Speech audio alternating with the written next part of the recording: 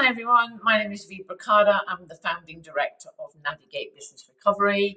Today I'm going to be talking about the pros and cons of bankruptcy.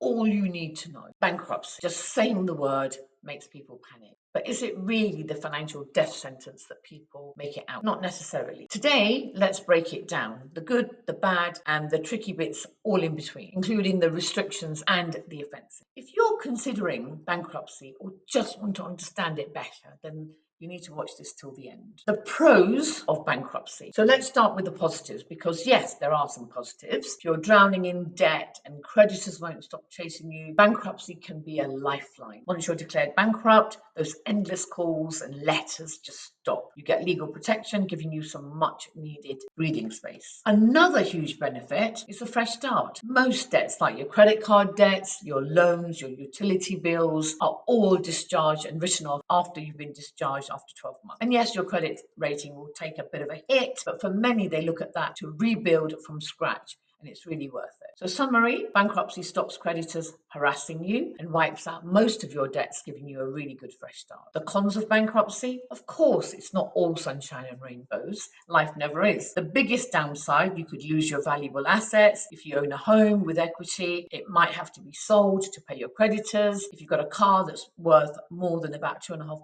£3,000, your savings, sentimental possessions, they can also be taken too. Financial impact doesn't just stop there. Bankruptcy stays on your credit file for 6 years, making it tough to get loans, credit cards, or even a mortgage. Renting a property can also be a bit of a headache because many landlords will run a credit check and will find out on your credit file that you're bankrupt. Plus, if you work in finance or law, bankruptcy could also affect your career. Then there's the emotional toll. Bankruptcy is public.